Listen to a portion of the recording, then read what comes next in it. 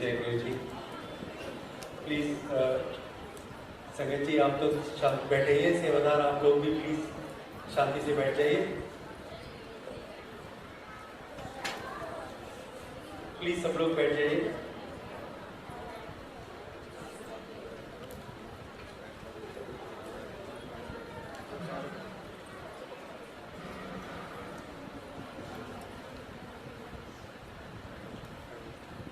बेटा आप भी बैठ जाइए, आइए।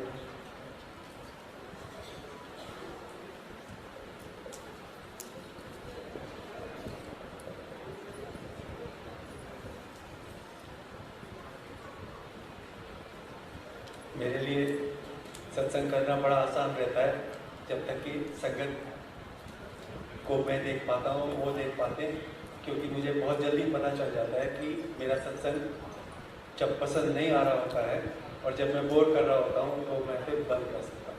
अगर आप नहीं इधर को देखेंगे तो मुझे पता ही नहीं चलेगा। तो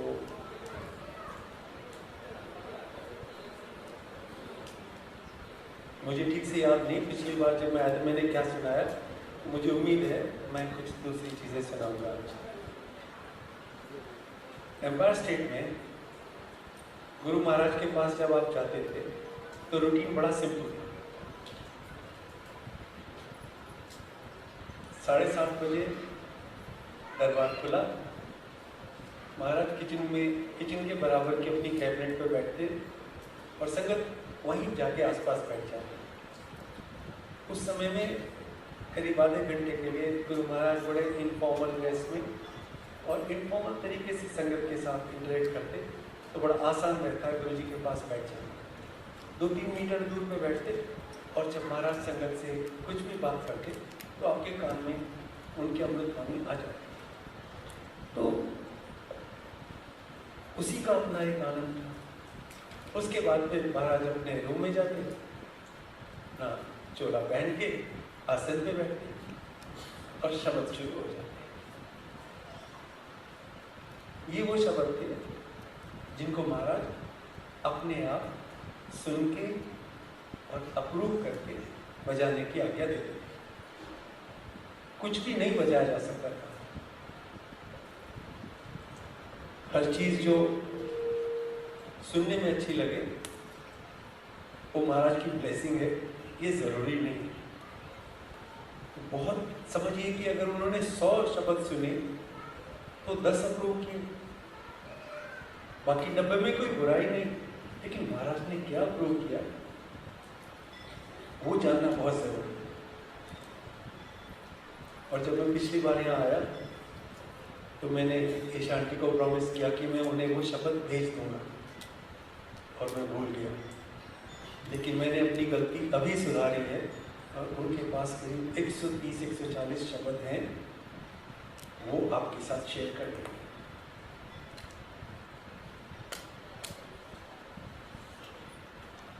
उसके बाद में महाराज का इशारा होता, चाय प्रसाद मिलता। गुरु महाराज को भोग लगाने की कोई परंपरा नहीं थी। महाराज सारी संगत को खिलाने के बाद फिर खुद लंगर करते, वो भी अपने रूम में जाते। गुरु हमारी माँ की तरह पहले बच्चे खा लें फिर खुद खाएं। तो फिर लंगर हलवा प्रसाद दोनों हाथों में लेते। महाराज एक हाथ से इतना देते कि एक हाथ से खाया नहीं जा सकता, तो हम अपने मुंह से खाने के बड़े एक्सपर्ट हो गए थे उस जमाने में। हलवा प्रसाद हाथ में और मुंह से खा लिया, हाथ की जरूरत नहीं पड़ती। वापस अंदर आके बैठे, लंगर प्रसाद और आ गया और बाहर। ये जो फोक म्यूजिक था ना, ये तब बजता था जब हम लोग लंगर कर रहे थे। उसमें पंजाबी फोक होता था, ये कुछ जो ये सूफी म्यूजिक होता था वो भी, और पता नहीं क्या क्या जो महाराज को पसंद आ जाए, लेकिन उसकी भी एक अप्रूव लिस्ट है। तो वो सुने और जब महाराज को घूमो अपने घर को चले। ये तो रूटीन रहता था, क्योंकि उस समय तक हम लोग अपने घरों में सत्संग नहीं करते। ये करीब 2003 की बात है और मुझे तारीखें ठीक से याद नहीं रहती, तो मैं अक्सर आंटी से कंसल्ट कर लेता हूँ, लेकिन इस समय आसपास नहीं दिख रही।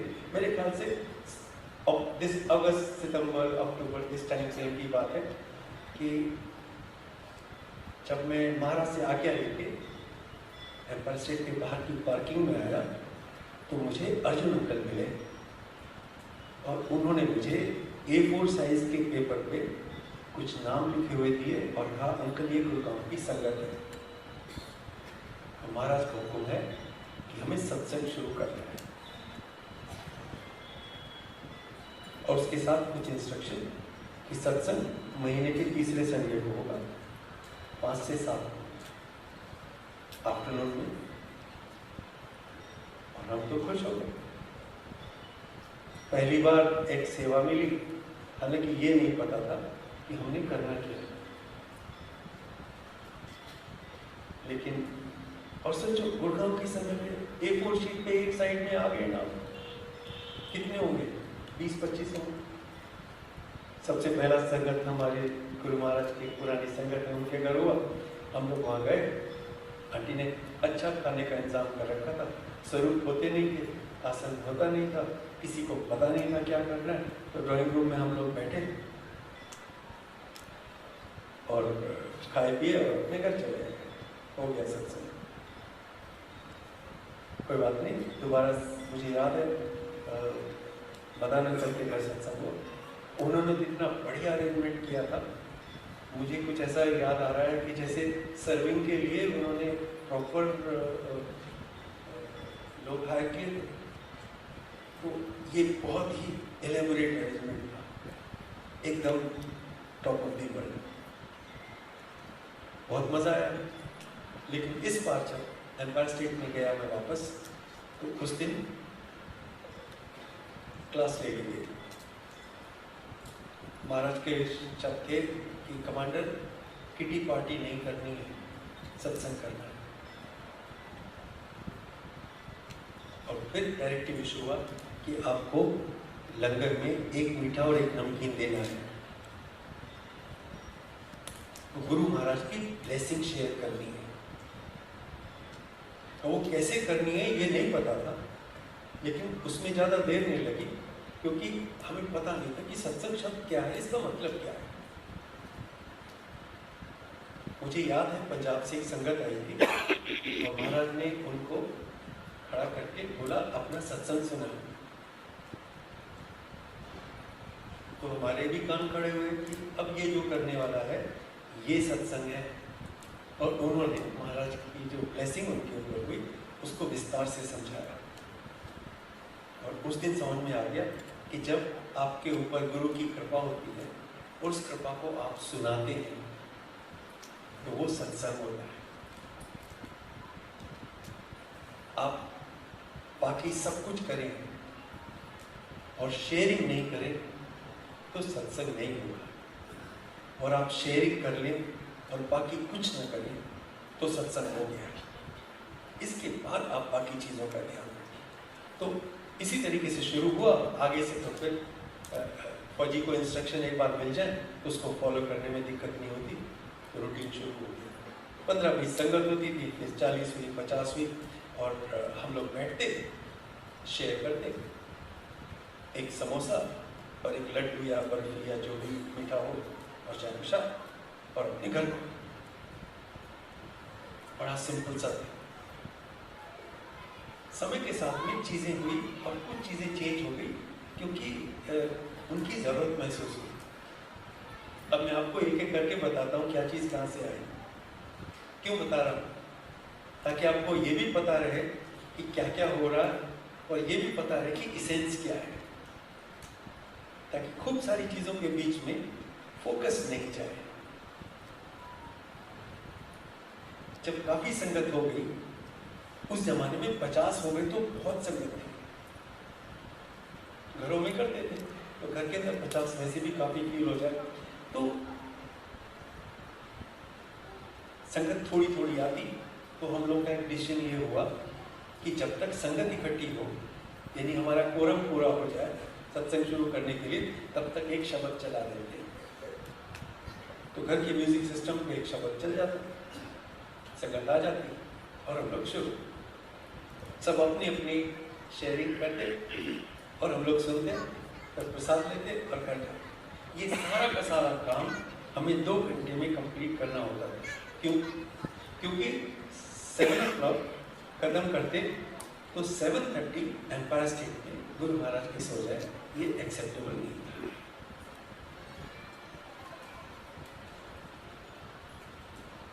गुरु महाराज माधुर अंकल के घर है और माधुर अंकल ने उनके लिए आसन लगाया और उनकी आरती की। तो अगली बार जब हमारे यहाँ सत्संग हुआ, हमारे संगत का जो रूटीन होता था, महीने में एक ही होना था, साल भर में 12 होते थे, बहुत सारे सत्संग नहीं थे, तो लंबी सी क्यू की। और मुझे याद है मैं एक रोस्टर मेंटेन करता था, कई बार एक साल पहले बताना पड़ता था कि उस महीने में सत्संग मुझे करना है। तो अगली बार जब सत्संग हुआ तो माधुर अंकल के यहाँ जब टर्न आया तो उन्होंने वो आसन संभाल के रखा था, इस पे महाराज बैठे थे। तो ये आसन हम गुरु महाराज की प्रेजेंस को मान के उसको उसी तरीके से ट्रीट करेंगे जैसे महाराज आसन पे बैठे और आरती करेंगे। तो हम लोगों ने उस ट्रेडिशन को फॉलो किया।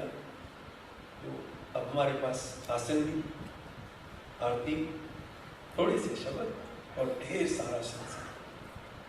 यानी अभी भी मेजॉरिटी ऑफ टाइम हमारा शेयरिंग में जाता था, हर एक को कुछ ना कुछ कहना होता था और सुनने में तो कोई बात ही नहीं। गुरु महाराज ने कहा था कहना और सुनना दोनों बराबर है, लेकिन किसी को कहना पड़ेगा तभी तो कोई सुनेगा, सारे सुनेंगे तो नहीं चलेगा।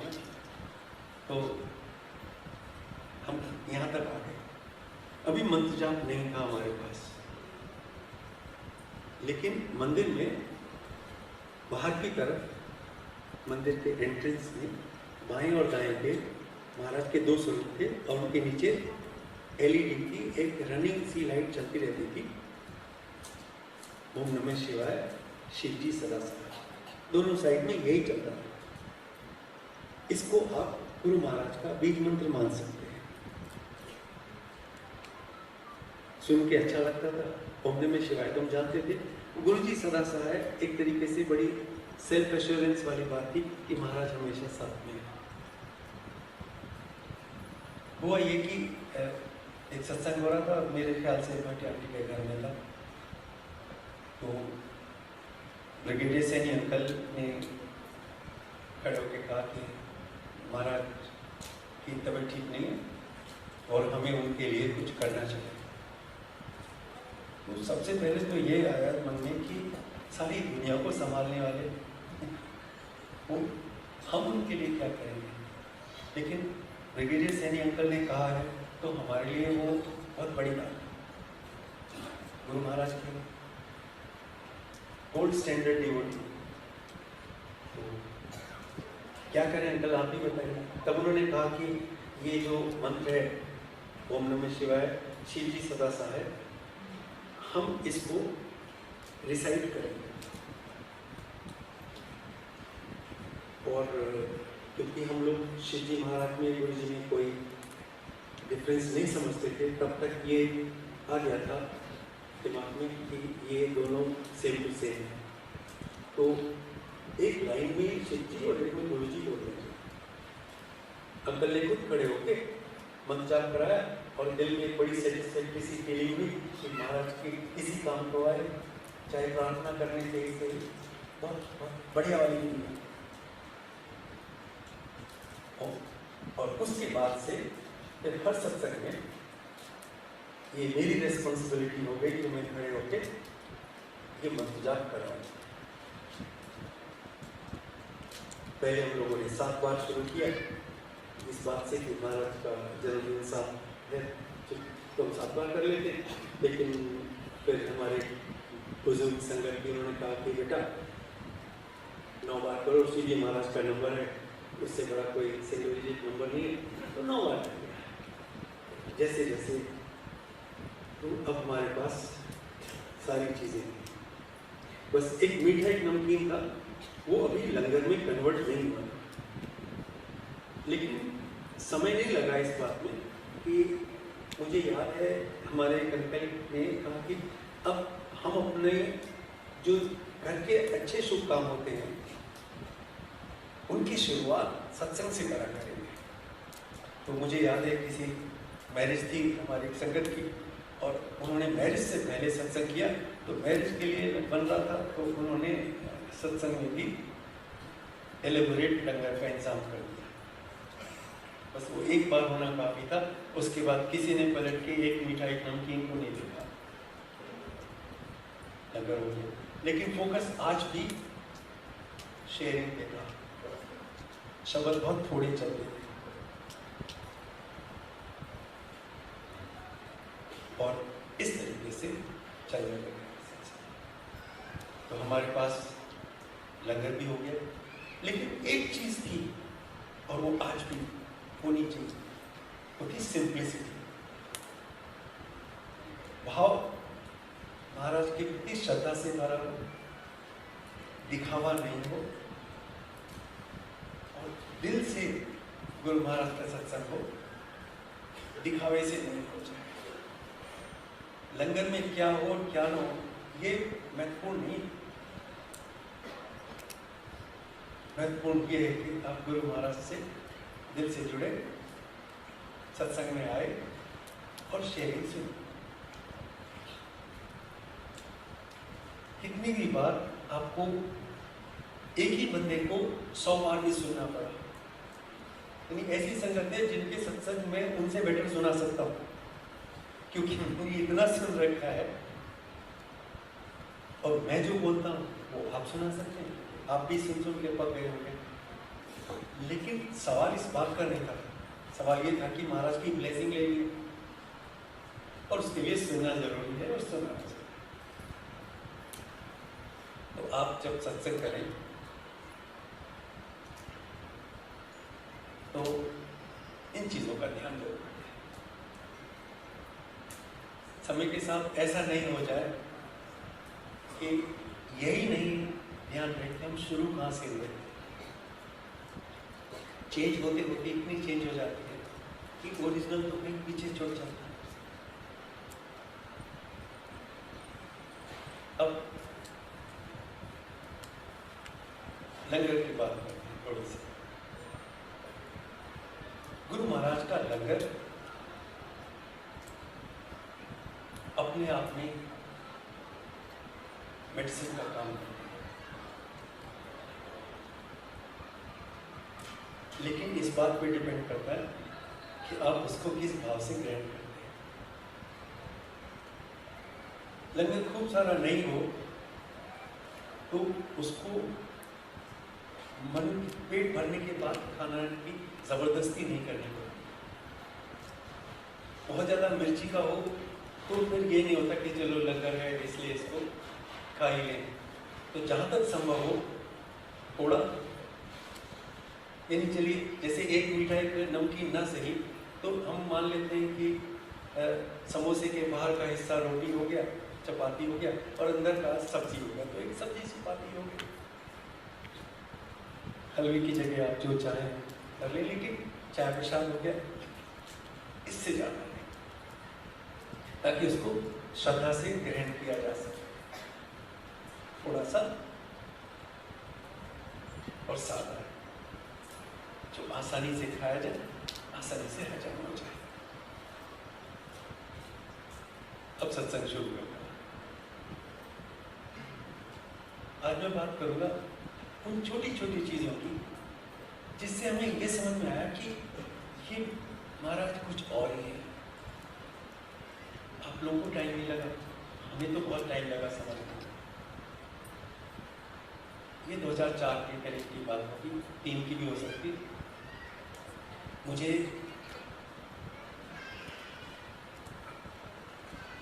कर्नल जोशी अंकल ने कहा कि कमांडर गुरु महाराज ने कर्नल चैटर्जी अंकल को बुलाया, आप जरा उनको महाराज का मैसेज दो।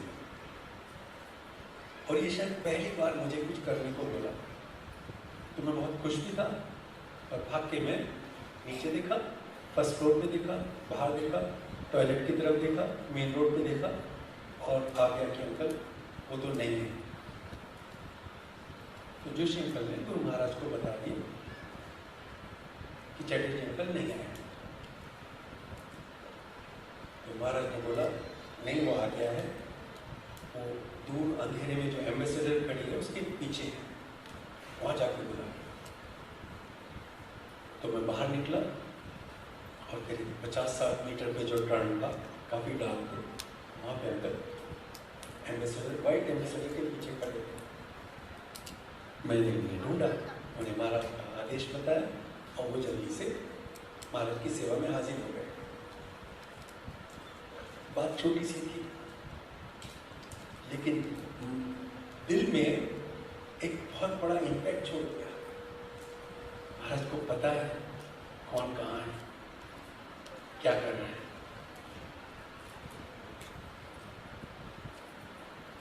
तो उन्हें ये भी पता होगा कि मैं कहाँ हूँ और मैं क्या कर रहा हूँ। ये बहुत सेल्फ अश्योरिंग थॉट था। ही नोज, बिन बोलिया सब कुछ जानता है, ये सब जानते हैं। उसके बाद एक दूसरी छोटी सी एक इवेंट हुई जिसमें मैं और कमांडर आंटी फर्स्ट फ्लोर पे बैठे थे। हम लोग आपस में बात कर रहे हैं, शब्द चल रहे थे। तो आंटी मुझे कहती है वो शब्द बहुत दिनों से नहीं सुना, बहुत जन्म बिछड़े थे मानो, ये जन्म तुम्हारे लिखे। मैंने कहा सुना तो नहीं। जो शब्द चल रहा था वो तभी बंद हो गया और ये वाला शब्द शुरू हो गया। मैंने और आंटी ने एक दूसरे को देखा। हमारे तो आसपास भी कोई नहीं बैठा भाई जिसको हमारी ये दोनों के बीच की सीक्रेट कन्वर्सेशन पता चल गई। तो ये चेंज कैसे हुआ?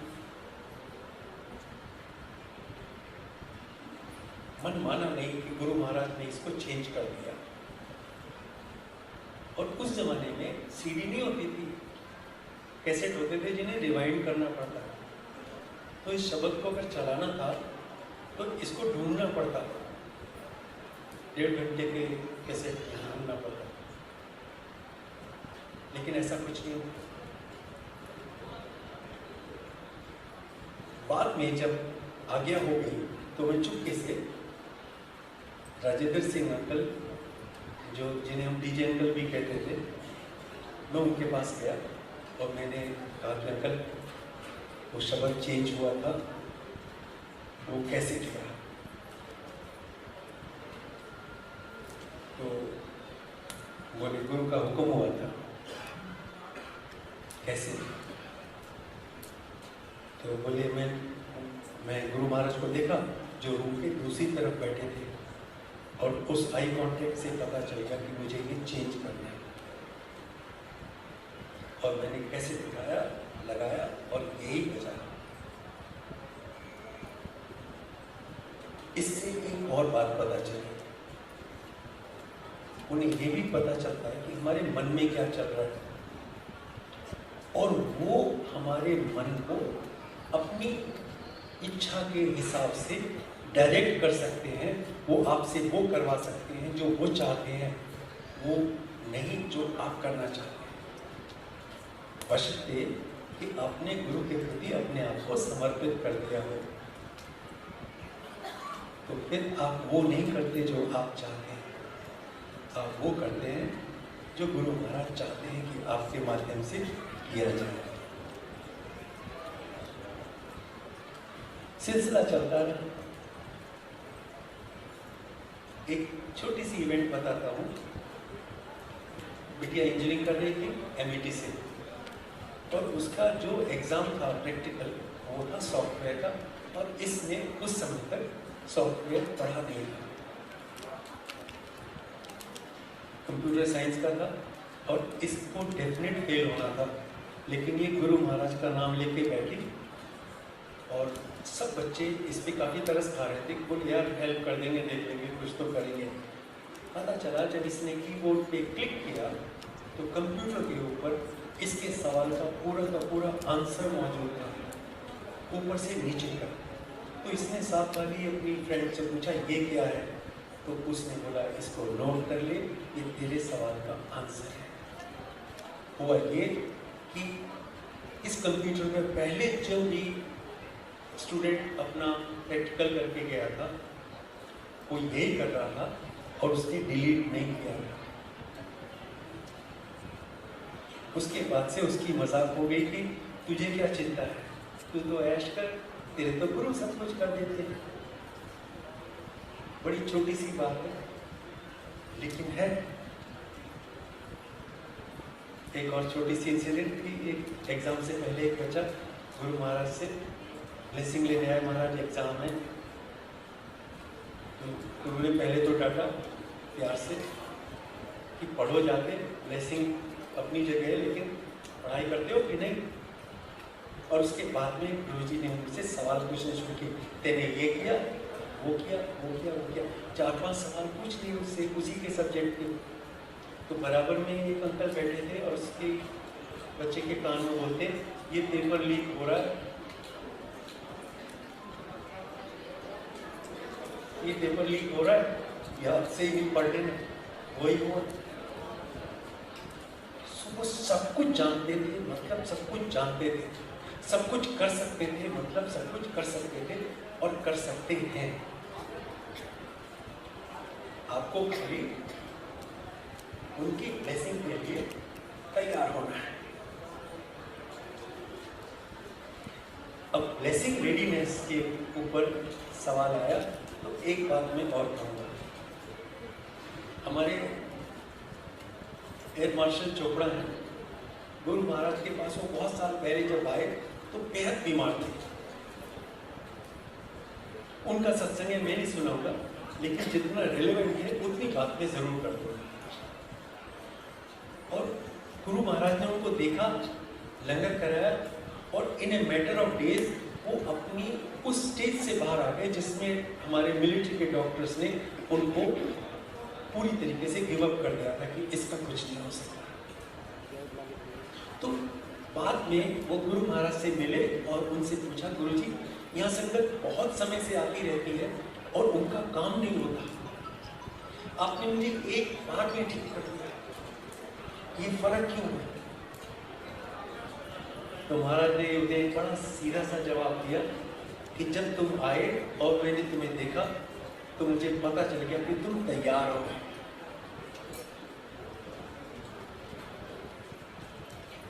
और मैं तुम्हें ब्लेस कर सका, तुम तैयार थे।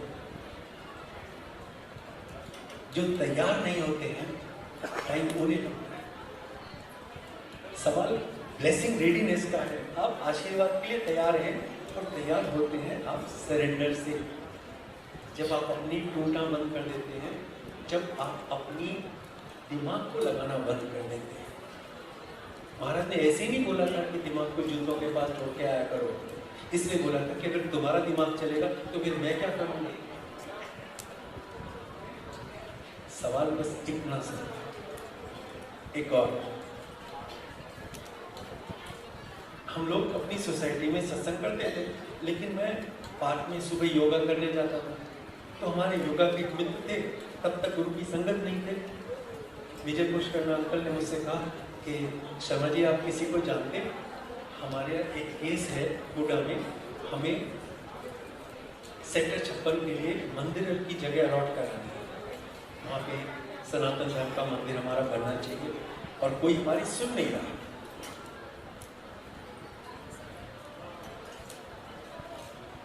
मैंने कहा जरूर है, मैं जानता हूँ, तो मेरे साथ चलो। और फिर मैंने उन्हें अपने गुरुजी के बारे में बताया कि हमारे गुरुजी हैं, उनकी ब्लेसिंग मिल गई तो हो जाएगा। आप यकीन कीजिए, हम इस तरह की बातें सीना ठोक के कह देते हैं, आ जाओ। इतना इतना विश्वास है कि एक बार बोल दिया महाराज को तो काम तो होना ही है। अभी ये लोग तैयार हुए, इन्होंने पूरी फाइल बनाई और महाराज के सामने ये 10-15 लोग थे, इन्हें में ले लिया। पुष्कर नकल ने गुरु जी को अपना केस समझा। महाराज ने बोला कल्याण हो गया, चलो। मैंने इनसे कहा धीरे से बोलकर, चलो भैया हो गया, आपका काम हो जाएगा। इन्हें किसी को यकीन नहीं आया, लेकिन 15-20 दिन के पास इनके पास अलॉटमेंट लेटर आ गया कि ये जमीन आपकी है।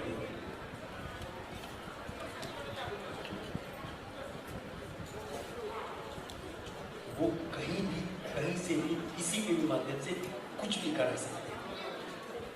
मैंने सोचा महाराज के आदेश से मंदिर की जगह मिली है, मैं भी चला जाया करूंगा। ये दिमाग में आया था थॉट, और मुझे शाम को सिंगला अंकल का फोन आया कि कमांडर गुरुजी ने बोला है कि तू कहीं नहीं जाएगा, तेरी जगह यही है। और फिर मुझे सबसे पहली बार जब मैं महाराज के पास गया था और मैंने संगत से बात की थी और उन्होंने जो मुझे 2 बात कही थी वो याद आ गई। मुझे उन्होंने कहा था अंकल सही जगह आ गए हो, यहाँ से कहीं मत जाना, यहाँ से कहीं मत जाना। और हाँ, एक शब्द सुनवाते थे जिसकी वजह से मैं चाहता हूँ कि आप लोग शब्द सुने हो, एक तकिया भरोसा तेरे चलना। लेकिन यहाँ तक तो ठीक है, बाकी सारी ढाइयाँ ढेरियाँ, मतलब बाकी सारे सहारे। यकीन मानिए वो निराश नहीं करेंगे, और इसी चीज को सरेंडर कहते हैं। ये डर से शुरू होगा और प्यार में बदल जाएगा। जैसे कहते हैं ना, भय बिनु प्रीत ना होए तो साथ, पहले डरे और फिर प्यार करने। और एक बार गुरु से प्यार हो गया तो फिर आप गुरु की पूजा करते हैं नहीं करते, सत्संग करते हैं नहीं करते, आरती करते हैं नहीं करते, मंत्र जाप करते हैं नहीं करते, क्या फर्क पड़ जाता है।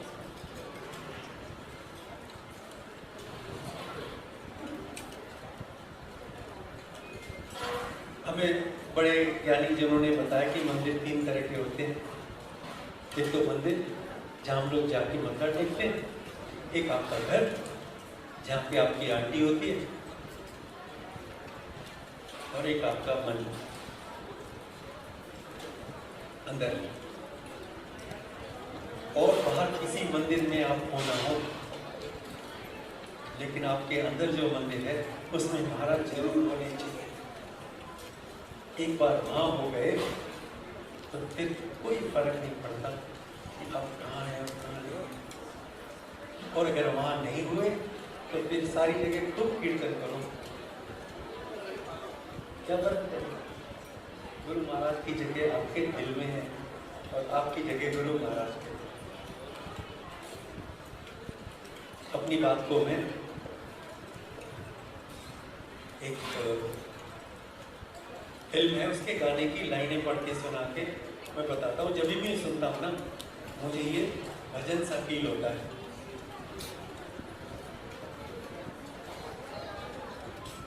जो लंगर कर चुके हैं वो पीछे के रास्ते से ना जाके साइड वाले रास्ते से प्लीज एग्जिट करें, जिससे आप आए रहें।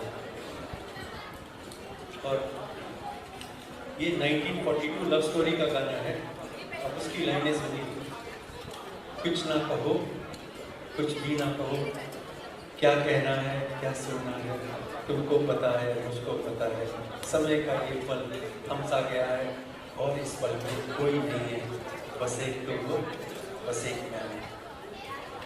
याद रखिए, गुरु महाराज के लिए आपके गुरु के अलावा आप दुनिया में कुछ भी एग्जिस्ट नहीं करता।